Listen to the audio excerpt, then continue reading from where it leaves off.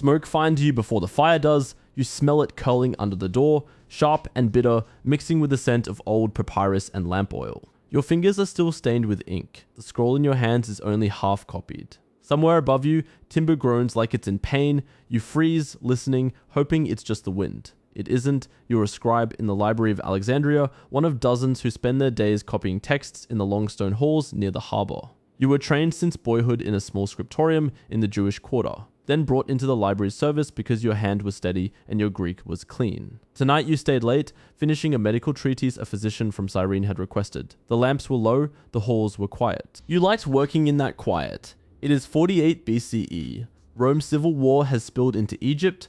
Julius Caesar is trapped in the palace quarter with a small garrison caught between the Egyptian fleet and Ptolemy's forces. Outside in the harbor, ships are burning. Caesar ordered his own vessels set alight so they could not be captured. The wind that night carries the flames further than anyone intended.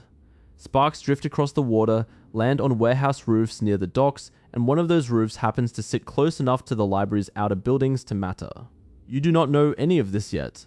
All you know is the smell of smoke and the sound of feet running past the corridor outside your room. You stand. The scroll slips from your lap and unrolls across the floor, ink still wet in places. You almost bend to save it.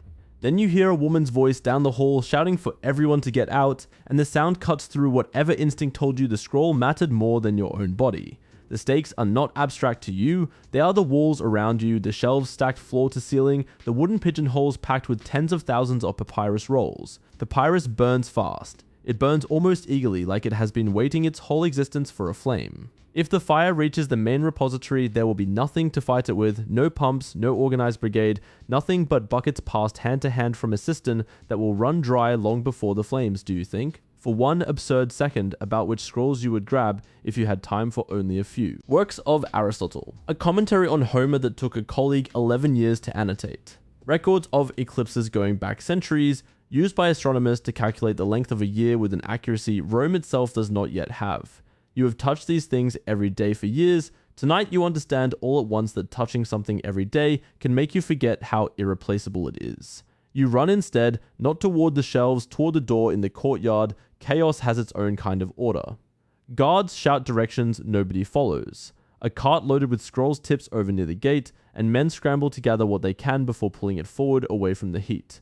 You grab an armful yourself, not thinking, just grabbing, and carry them toward the street. Behind you, one of the warehouse buildings near the harbor is fully alight now, flames rolling upward into black smoke that blots out the stars. Historians who wrote generations later, men like Plutarch and Cassius Dio, would describe this night in only a few lines each. They disagree on how much was lost. Some later accounts, written centuries afterward, exaggerate the destruction into the total annihilation of the library, as if every scroll ever housed there vanished in a single evening. The more careful record suggests something narrower, and in its own way more painful. It was likely warehouses near the docks that burned that night, buildings used for storing books awaiting export or transcription, not the entire library complex itself. Real losses, real scrolls gone forever, but not the complete erasure later legend would claim. You do not know that distinction as you stand in the street, coughing your arms full of papyrus, sweat, and soot mixing on your skin. You only know that some of what you were sworn to protect is gone,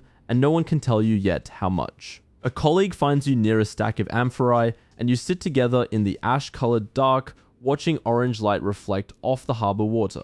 He asks how many scrolls were in the warehouse. You don't answer because you don't know, and because right now the number feels less important than the fact that something built patiently, over 2.5 centuries, just lost a piece of itself in a single night. Nobody planned. The Library of Alexandria was never one fire. It was closer to a long fade stretched across centuries. This night under Caesar was one loss among several. Later would come neglect, funding cuts, religious conflict, and the slow attrition of empires that no longer prioritized housing every scroll in the known world. Under one roof, historians still argue over which moment mattered most. Perhaps that is the wrong question. Perhaps the truer story is that knowledge is never protected by a single building or a single generation of scribes. It survives only if it keeps getting copied, carried, and cared about by whoever comes next. That is what makes your work, even on an ordinary day, matter more than it feels like it should. Every scroll you copy by hand exists as insurance against exactly this kind of night. Somewhere in another wing, texts survive precisely because more than one copy existed.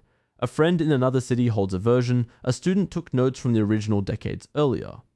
Redundancy, not permanence, is what actually protects memory. Modern researchers studying ancient libraries, including work summarized by classicist Roger Bagnall, argue the library's decline had far more to do with centuries of institutional neglect than with any single catastrophic blaze.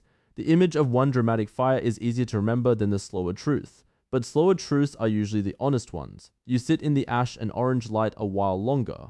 Eventually, you stand, brush soot from your tunic, and walk back toward the undamaged halls. Because tomorrow there will be scrolls to copy, and someone still has to do it. Somewhere tonight, on a server or a shelf or a hard drive you've never seen. Something you care about is only one accident away from being gone. The library taught the world that lesson once, in smoke and ash by a harbor in Egypt. It has been teaching it again, quietly ever since.